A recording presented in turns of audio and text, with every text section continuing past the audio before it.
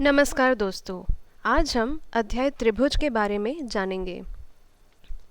त्रिभुज पर हम निम्नलिखित तथ्यों पर चर्चा करेंगे। त्रिभुज, त्रिभुज की सर्वांग समता, त्रिभुज की सर्वांग समता के लिए कसौटियाँ, त्रिभुज के गुण, एक त्रिभुज में असमीकाएँ या असमानताएँ और सारांश। त्रिभुज क्या है? तीन प्रतिच्छेदी रेखाओं द्वारा बनाई गई बंद आकृति को त्रिभुज कहते हैं। त्रिभुज की तीन भुजाएं, तीन शीर्ष और तीन कोण होते हैं। जैसे कि आकृति में दिया गया है, यहाँ WX, XY और YW तीन भुजाएं हैं। कोण W, कोण X और कोण Z तीन कोण तथा W, X और Y तीन शीर्ष हैं। त्रिभुज के प्रकार। समबाहु त्रिभुज। यदि किसी त्रिभुज की तीनों भुजाएं बराबर होती हैं तो वो समबाहु त्रिभुज कहलाता है। समबाहु त्रिभुज का प्रत्येक कोण 60 डिग्री होता है। समद्विबाहु त्रिभुज। यदि किसी त्रिभुज की कोई दो भुजाएं बराबर होती हैं तो वो समद्विबाहु त्रिभुज कहलाता है। समद्विबाहु त्रिभुज के समान भुजाओं के आमने सामने के कोण भी बराबर होते हैं। विषमबाहु त्रिभुज। जिस त्रिभुज की सभी भुजाएं असमान हों, विषमबाहु त्रिभुज कहलाता है। अब हम त्रिभुज की सर्वांग समता के बारे में पढ़ेंगे। दो त्रिभुज सर्वांगसम होते हैं यदि एक त्रिभुज की भुजाएं और कोण दूसरे त्रिभुज की संगत भुजाओं और कोण के बराबर हों। यहाँ त्रिभुज ACB और त्रिभुज PQR सर्वांगसम है। अतः त्रिभुज ABC की भुजाएं त्रिभुज PQR की संगत भुजाओं के बराबर हैं। अतः यहाँ कोण ACB और कोण PQR दोनों 110 हैं। त्रिभुज की सर्वांग समता के लिए कसौटियाँ। भुजा कोण भुजा SAS सर्वांग समता नियम। यदि दो त्रिभुजों की संगत भुजाएं और उनके बीच के कोण समान हों तो त्रिभुज सर्वांगसम कहलाता है। यहाँ दो त्रिभुज PQR और ABC हैं।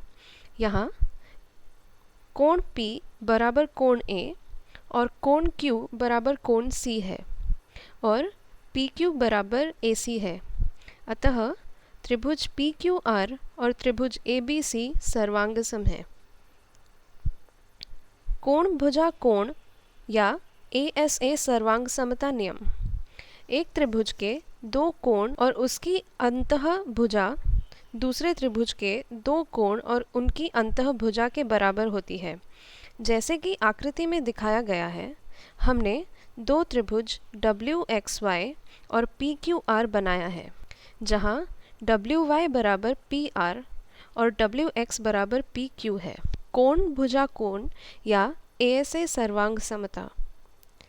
एक त्रिभुज के दो कोण और उनके अंतः भुजा दूसरे त्रिभुज के दो कोण और उनकी अंतः भुजा के बराबर होती है।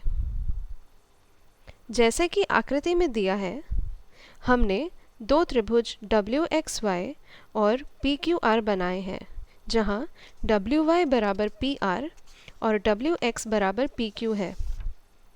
अतः कोण W बराबर कोण P और कोण X बराबर कोण Q। अतः त्रिभुज WXY और त्रिभुज PQR सर्वांगसम है। कोण कोण भुजा सर्वांग समता नियम। दो त्रिभुज सर्वांगसम होते हैं यदि इन भुजाओं के दो कोणों के युग्म बराबर हों और संगत भुजाओं का एक युग्म बराबर हो। जैसे कि आकृति में दिखाया गया है, यहाँ ABC और XYZ दो त्रिभुज हैं, जहाँ कोण CAB बराबर कोण ZXY और कोण ACB बराबर कोण XYZ है। अतः AB बराबर XY और BC बराबर YZ। भुजा भुजा भुजा या SSS सर्वांग समता नियम। यदि एक त्रिभुज की तीनों भुजाएं दूसरे त्रिभुज की तीनों भुजाओं के बराबर हों तो उन्हें सर्वांगसम त्रिभुज कहते हैं।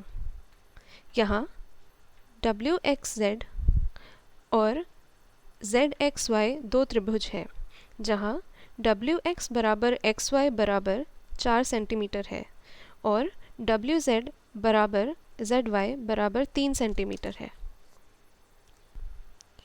समकोण कर्ण भुजा सर्वांग समता नियम या RHS सर्वांग समता नियम।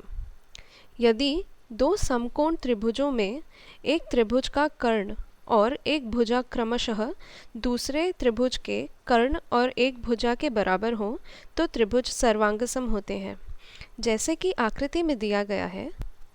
यहाँ दो त्रिभुज ABC और DEF है, जहाँ कोण B बराबर कोण E बराबर 90 डिग्री, AC बराबर DF और BC बराबर EF। अतः त्रिभुज ABC और त्रिभुज DEF सर्वांगसम है। त्रिभुज जिसकी दो भुजाएं बराबर हों समद्विबाहु त्रिभुज कहलाता है। समद्विबाहु त्रिभुज की बराबर भुजाओं के सम्मुख कोण बराबर होते हैं। त्रिभुज के बराबर कोणों के सम्मुख भुजाएं बराबर होती हैं।